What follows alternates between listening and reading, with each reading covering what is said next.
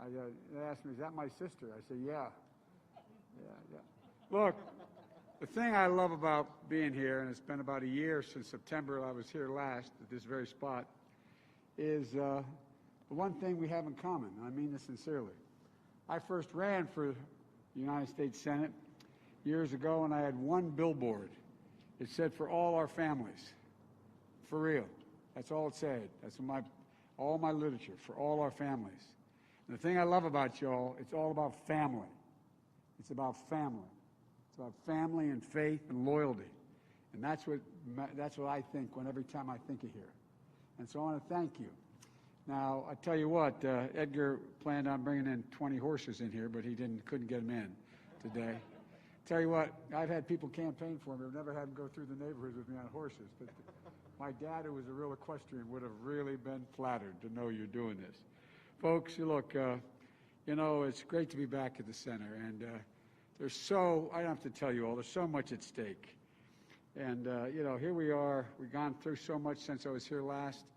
Because of the incompetence of this administration, 200,000, 10,000 people dead. We're in a situation where that's 40,000 Latinos nationwide. 40,000. 30 million people lost their jobs. 3 million Latinos lost their jobs. 1 in 3 Latino businesses have closed. And the deep racial injustices that Trump continues to fan the flames of. It's just wrong. You know, we have to end this cycle where in good times you're being left behind, in bad times you're the first in trouble, and as we come out, always the last to come out. You know, this crisis, we have, I think, though, an enormous opportunity to build back better. I'm going to be very short, so I'm not going to keep you standing very long, don't worry. But I really feel strongly about this. I think we're in a circumstance where, you know, you all understand it, but the American public is beginning to understand it. You are the core of the American story. You have the potential, you're already an economic powerhouse, but the potential to lead the country in the 21st century in the direction that we need to go. You have close to 20% of the population in the United States, 24 out of every 100 kids in grade school through high school are Latino, and it's ridiculous that we continue to policies that this administration has moved forward on and not embrace that and see it as our future. I'm not trying to be solicitous with you. I'm not trying to be nice. You are the future of the country.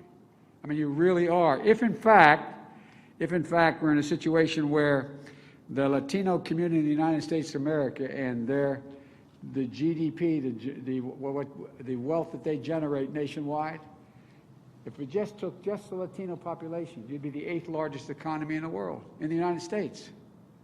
Why can't we see that the future is just absolutely breathtaking if we just use our heads and begin to operate in a way that I think the American people are ready to do? The blinders have been taken off the American people. They get it. They understand. They understand that all those folks in the front lines, look at how many dreamers are out there risking their lives. I mean, you know it, but the American people don't know it. I keep telling them all over the country. The dreamers, there's thousands and thousands and thousands and thousands of them risking their lives, making sure that people are staying alive, they can stay home. And so, folks, look, we're going to be in a situation where we can't make this, we can't do it without you all. We cannot win without the community. And I'm going to say something somewhat self-serving about you all. The fact is, you can determine the outcome of this election, not just for president, but for the Senate, for the Congress. And that's the biggest mark. The single most consequential thing anyone can do is vote. And when you vote and they add it up and they see who delivered the vote, that's the thing that guarantees significant input on what happens next. So, folks, early voting starts. The clock is ticking. Voting starts here in just 8 days on the 17th. And I encourage you to tell all your friends, go to iwillvote.com now. Make sure they're registered. Their addresses are up to date on the ballot. And they have a plan to vote. The early voting right here, right at this spot. So come back next weekend, bring your family, and bring 5 friends. I really mean it. Bring other people with you, because he's trying to scare us. He's trying to convince everybody there's ways they can play with the vote and undermine the vote. They can't. If we show up, we win. And look what's happening in early voting all across America. Long lines, long lines. We can't just win. We have to win overwhelmingly. So you can't be in a position where you can put the phony challenges that he's talking about. So folks, the American people, they're going to be the ones to decide our future.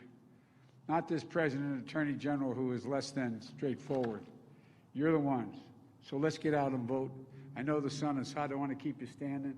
And I want to thank the elected officials. This we call, and I tell them, this we call a busman's holiday. That means, you know, when a busman has a holiday, he has a day off, the guy driving, he doesn't get back on a bus. Well, these folks are all on the bus. They're elected officials, and they're here to hear another elected official. I can't thank you enough for your support. I give you my word. I will do everything in my power to deliver on all that I've said. I mean it from my heart. You are family. Family and faith are what's driven this community and is going to drive this country. And so, folks, let's go get them. Every time I'd walk out of my grandpop, my grandpop wasn't. My grandpop wasn't. Well, this is off. I guess I should stay where I was. My grandpop was not Hispanic. He was an Irishman.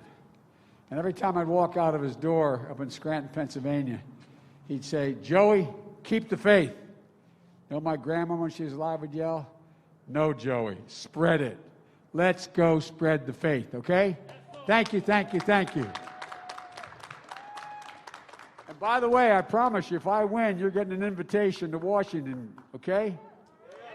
Not a joke. Not a joke. So thank you. You're the best.